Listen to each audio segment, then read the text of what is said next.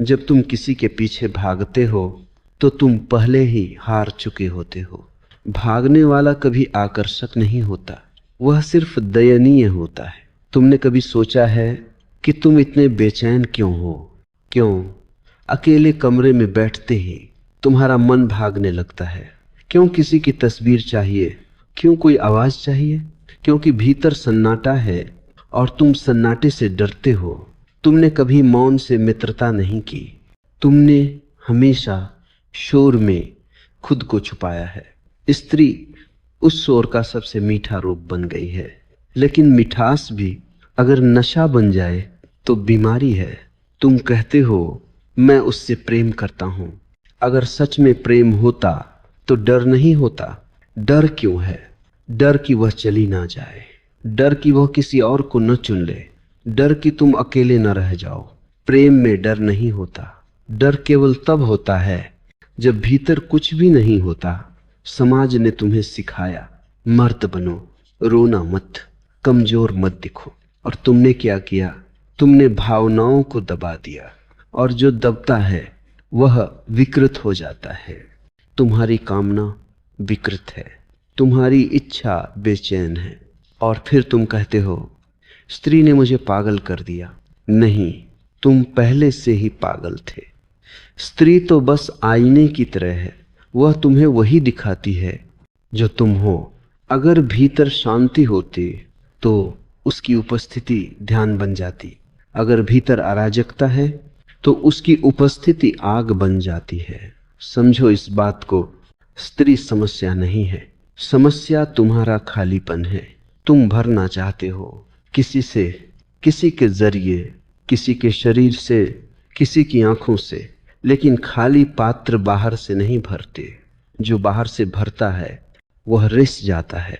इसीलिए तुम बार बार उसी चक्र में घूमते हो। आकर्षण, उत्साह, आसक्ति, फिर थकान, फिर निराशा, फिर नई स्त्री, और तुम सोचते हो शायद अगली बार कुछ अलग होगा। नहीं होगा, क्योंकि तुम वही हो। जब तक तुम खुद को नहीं बदलते तब तक स्त्रियां बदलती रहेंगी, पर कहानी वही रहेगी। आज मैं तुमसे कुछ छीनने नहीं आया। मैं तुम्हें स्त्री से दूर नहीं भेज रहा। मैं सिर्फ इतना कह रहा हूं, रुक जाओ, पीछे मुड़कर देखो, एक बार अपने भीतर झांको। क्योंकि जो आदमी अपने भीतर उतरने की हिम्मत नहीं करता वह हमेशा किसी न किसी के पीछे भागता रहेगा, और जो स्वयं में ठहर जाता है उसके पास फिर कोई भी गुलाम की तरह नहीं आता, सब प्रेम की तरह आते हैं। अब सवाल यह नहीं है कि स्त्री क्या है, सवाल यह है तुम कौन हो, और क्या तुम अपने साथ एक पल भी बिना भागे बैठ सकते हो? अब थोड़ा और गहरे उतरना होगा, क्योंकि जो दिखाई देता है वह कारण नहीं है, वह सिर्फ लक्षण है। तुम्हारा स्त्री की ओर खिंचाव अचानक पैदा नहीं हुआ, यह वर्षों से पनपता आया है, धीरे धीरे, चुपचाप, बिना तुम्हें बताए। जब तुम छोटे थे तब तुम्हें यह नहीं सिखाया गया कि अपने भीतर झांकना कैसे है। तुम्हें यह सिखाया गया कि बाहर जीतना है, किसी से बेहतर बनना है, किसी को प्रभावित करना है, और वहीं से बीमारी शुरू हो गई।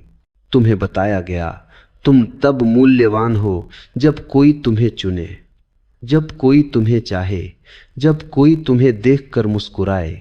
धीरे धीरे तुमने अपने होने का मूल्य दूसरों की आंखों में खोजना शुरू कर दिया, और स्त्री उस खोज का सबसे तेज दर्पण बन गई।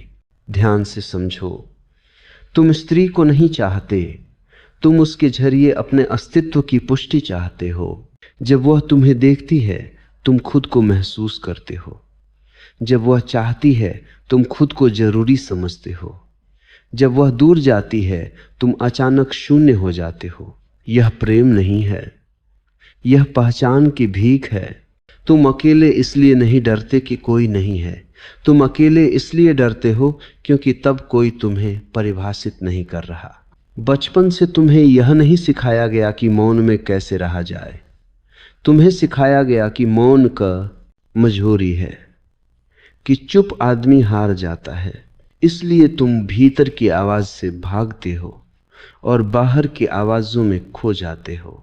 स्त्री की हंसी, उसकी उपस्थिति, उसका स्पर्श, ये सब तुम्हें क्षणिक राहत देते हैं। जैसे किसी गहरे घाव पर थोड़ी देर के लिए दवा रख दी जाए, लेकिन घाव भरता नहीं, वह बस सुन्न हो जाता है। तुम्हारे भीतर एक बच्चा बैठा है जो अब भी किसी का इंतजार कर रहा है, किसी के कहने का तुम ठीक हो, तुम काफी हो। और जब तक यह बच्चा जागता रहेगा तब तक तुम किसी न किसी के पीछे भागते रहोगे। तुम्हारी कामना तुम्हारी शक्ति नहीं है, वह तुम्हारी कमजोरी बन गई है, क्योंकि तुमने उसे देखा नहीं, समझा नहीं, सिर्फ इस्तेमाल किया है। जो देखा नहीं जाता वह मालिक बन जाता है। और आज तुम्हारी इच्छाएं तुम्हें चला रही हैं, इसीलिए तुम्हें जल्दी है, इसीलिए तुम्हें बेचैनी है, इसीलिए तुम्हें चैन नहीं। शांत आदमी को भागने की जरूरत नहीं होती, लेकिन तुम शांत नहीं हो, तुम टूटे हुए हो। और टूटे हुए लोग जुड़ने नहीं, चिपकने की कोशिश करते हैं। यही चिपकाव तुम्हें कमजोर करता है, यही चिपकाव तुम्हारी गरिमा छीन लेता है। और फिर तुम कहते हो मैं खुद ऐसा नहीं हूं, लेकिन सच यह है कि तुमने खुद को कभी देखा ही नहीं। जब तक तुम अपने भीतर की इस भूख को पहचान नहीं लेते, तब तक कोई भी स्त्री तुम्हें तृप्त नहीं कर सकती, क्योंकि भूख बाहर की नहीं है, वह भीतर है। और भीतर की भूख सिर्फ जागरूकता से मिटती है, किसी के शरीर से नहीं। अब यह समझने का समय है, तुम किसी के पीछे इसलिए नहीं भागते कि वह सुंदर है, तुम इसलिए भागते हो क्योंकि तुम खुद से खाली हो। और जब तक यह खालीपन देखा नहीं जाता, स्वीकार नहीं किया जाता, तब तक यह तुम्हें दौड़ाता रहेगा, धीरे, थकाने वाले तरीके से, बिना रुके। अब एक और परत गिरानी होगी, क्योंकि यहां सबसे बड़ा भ्रम छुपा है। तुम जिसे प्रेम कहते हो वह अधिकतर प्रेम नहीं होता, वह इच्छा होती है, लेकिन तुमने उसे सुंदर शब्द दे दिए हैं। शब्द बदल देने से सत्य नहीं बदलता। इच्छा में हमेशा जल्दी होती है, प्रेम में कभी जल्दबाजी नहीं होती। इच्छा कहती है अभी, प्रेम कहता है जब भी। तुम्हारी बेचैनी यह साबित कर देती है कि तुम प्रेम में नहीं हो, क्योंकि प्रेम शांत होता है, उसमें धड़कन होती है, हड़बड़ी नहीं। इच्छा तुम्हें भविष्य में ले जाती है, कल्पनाओं में, योजनाओं में, स्वप्नों में। प्रेम तुम्हें वर्तमान में उतार देता है, अभी में, इसी क्षण में। देखो अपने मन को, जब तुम किसी स्त्री की ओर आकर्षित होते हो तो तुम उसे देख नहीं रहे होते, तुम अपनी कल्पना देख रहे होते हो। तुम उसके होने से ज्यादा उससे मिलने वाली अनुभूति में उलझे होते हो। यही कारण है कि आकर्षण टूटते ही क्रोध पैदा होता है, क्योंकि तुम्हें व्यक्ति नहीं मिला, तुम्हारी कल्पना टूट गई। प्रेम कभी क्रोधित नहीं होता, क्योंकि प्रेम अपेक्षा नहीं करता, अपेक्षा हमेशा इच्छा करती है। तुम जिसको सुंदर कहते हो वह भी एक तुलना है, किसी और से, किसी और के विरुद्ध। प्रेम तुलना नहीं करता, वह स्वीकार करता है। इच्छा कहती है यह मुझे चाहिए, प्रेम कहता है जो है वही पर्याप्त है। और इसी फर्क को न समझ पाने के कारण तुम बार बार वही भूल दोहराते हो, नया चेहरा, नई उम्मीद और वही पुराना अंत। इच्छा उपभोग करना चाहती है, प्रेम साझा करना चाहता है। उपभोग के बाद खालीपन बढ़ता है, साझा करने से भीतर कुछ भरता है। तुमने ध्यान दिया है, इच्छा पूरी होने के बाद भी तुम संतुष्ट नहीं होते, बल्कि अगली इच्छा जन्म ले लेती है। यह अंतहीन है, क्योंकि इच्छा का कोई अंत नहीं होता। प्रेम का अंत नहीं होता, लेकिन उसमें दौड़ भी नहीं होती। तुम कहते हो मैं उसके साथ होना चाहता हूं, लेकिन सच यह है कि तुम अपने अकेलेपन से बचना चाहते हो। री बस एक रास्ता बन जाती है, और जब कोई रास्ता बन जाए तो तुम उसे प्रेम कह देते हो। इच्छा हमेशा लेन देन है, मैं दूंगा ताकि मुझे मिले। प्रेम बिना शर्त है, वह देता है क्योंकि देना ही उसका स्वभाव है। इसीलिए इच्छा में डर रहता है, डर कि कहीं सौदा बिगड़ न जाए। प्रेम में डर नहीं होता, वहां खोने को कुछ नहीं होता। जब तुम किसी को पकड़ कर रखते हो तो तुम उसे खो ही चुके होते हो। प्रेम पकड़ता नहीं, वह खुला छोड़ता है। लेकिन तुम्हें खुलापन डराता है, क्योंकि खुलापन तुम्हें खुद के सामने खड़ा कर देता है। इसलिए तुम प्रेम से भागते हो और इच्छा में उलझ जाते हो, क्योंकि इच्छा शोर है और शोर में आत्मा की आवाज दब जाती है। समझो, जब तक तुम इच्छा को प्रेम समझते रहोगे तब तक तुम उसी चक्र में घूमते रहोगे। बदलेंगे चेहरे पर कहानी वही रहेगी, और यह कहानी तब तक चलती रहेगी जब तक तुम यह देखने का साहस नहीं करते कि तुम प्रेम नहीं कर रहे, तुम भरने की कोशिश कर रहे हो। जिस दिन यह दिख गया उसी दिन पहली बार प्रेम की संभावना जन्म लेगी, क्योंकि प्रेम की शुरुआत भ्रम के अंत से होती है। अब देखो इसका परिणाम क्या होता है, क्योंकि हर भ्रम अपनी कीमत मांगता है। तुमने इच्छा को प्रेम समझा और इसकी कीमत तुमने अपने भीतर चुकाई है, धीरे धीरे, बिना शोर के। सबसे पहले तुम्हारा आत्मसम्मान गिरता है, तुम्हें पता भी नहीं चलता।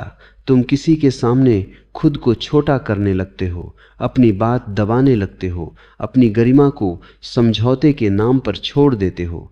जब तुम्हारा सुख किसी और के हाथ में चला जाता है तो तुम स्वतंत्र नहीं रहते। तुम इंतजार करने लगते हो, संदेश का, कॉल का, ध्यान का, और इंतजार करने वाला व्यक्ति भीतर से शक्तिहीन हो जाता है।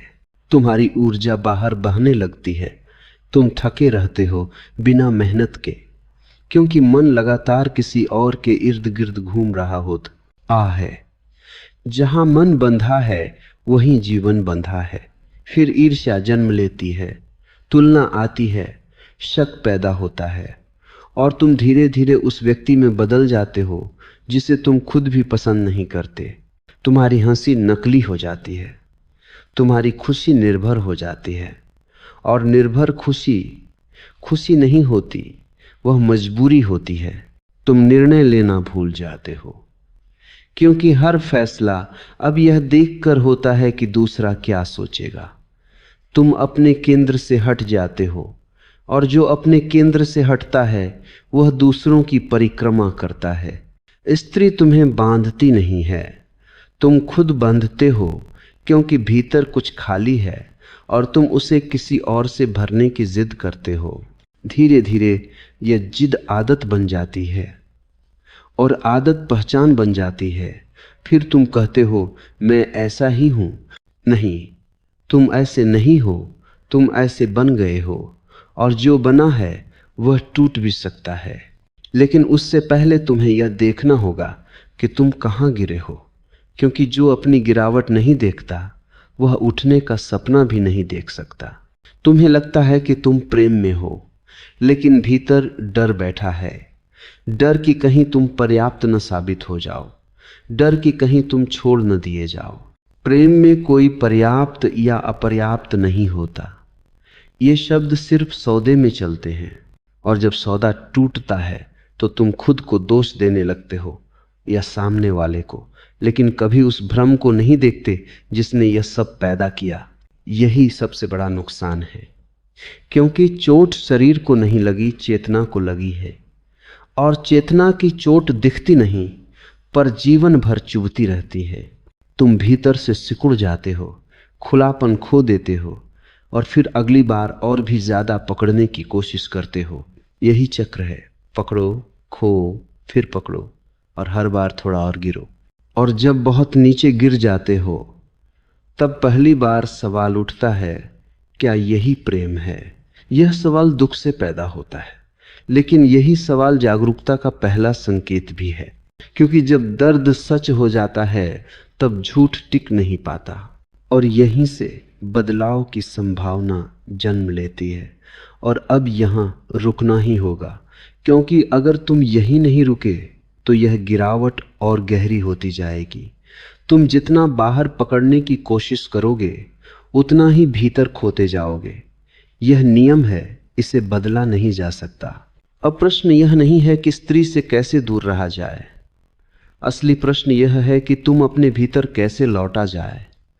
क्योंकि जो व्यक्ति अपने भीतर लौट आता है उसके लिए कोई भी संबंध बंधन नहीं रहता। समझो इस बात को, तुम्हें स्त्री से भागने की जरूरत नहीं है। तुम्हें अपनी अचेतन दौड़ से बाहर निकलने की जरूरत है। दौड़ खत्म होते ही सब कुछ बदल जाता है। वही स्त्री, वही संसार, लेकिन देखने वाला बदल जाता है। जब तुम अपने साथ बैठना सीखते हो तब पहली बार तुम्हें पता चलता है कि तुम खाली नहीं हो। खालीपन एक भ्रम था जो भागते रहने से पैदा हुआ था। ठहरते ही भीतर कुछ गहराई दिखने लगती है, एक शांति जो किसी पर निर्भर नहीं होती। अब तुम्हें किसी की जरूरत नहीं रहती कि वह तुम्हें पूरा करे, और यही सबसे बड़ा परिवर्तन है। क्योंकि जो पूरा है वही प्रेम कर सकता है, अधूरा सिर्फ मांग सकता है। तुम्हारी ऊर्जा अब बाहर नहीं बहती, वह ऊपर उठती है। विचार कम होते हैं, बेचैनी ढीली पड़ती है, और पहली बार तुम बिना कारण शांत हो सकते हो। यहीं से तुम्हारा आकर्षण बदलता है। अब तुम लाचार नहीं दिखते, अब तुम्हारी आंखों में मांग नहीं होती। और आश्चर्य यह है कि इसी क्षण लोग तुम्हारी ओर खींचने लगते हैं, क्योंकि संसार शक्ति की ओर आकर्षित होता है, जरूरत की ओर नहीं। अब अगर कोई स्त्री तुम्हारे जीवन में आती है तो वह तुम्हारी कमी नहीं भरती, वह तुम्हारे जीवन में संगीत की तरह आती है। तुम पहले से मौन हो, वह सुर बन जाती है। और अगर कोई नहीं भी आता तो भी कोई कमी नहीं होती, क्योंकि तुम अब अपने साथ सहज हो। यही वह जगह है जहां प्रेम जन्म लेता है, बिना डर के, बिना पकड़ के, बिना शर्त। प्रेम अब कुछ पाने का माध्यम नहीं रहता, वह बांटने का उत्सव बन जाता है। और ध्यान रखना, यह सब किसी अभ्यास से नहीं होता, यह देखने से होता है। सिर्फ देखने से, अपनी भूख को, अपनी दौड़ को, अपने भ्रम को। जिस दिन तुमने बिना जजमेंट के खुद को देख लिया, उसी दिन परिवर्तन शुरू हो जाता है। अब कोई उपदेश नहीं चाहिए, अब कोई नियम नहीं चाहिए, क्योंकि चेतना नियमों से नहीं चलती। अब बस इतना ही जान लो, जो अपने भीतर घर लौट आता है वह फिर किसी के पीछे नहीं भागता, वह चलता है। और अगर कोई साथ चले तो ठीक, अगर कोई ना चले तो भी ठीक, क्योंकि अब वह अकेला नहीं है, वह स्वयं के साथ है।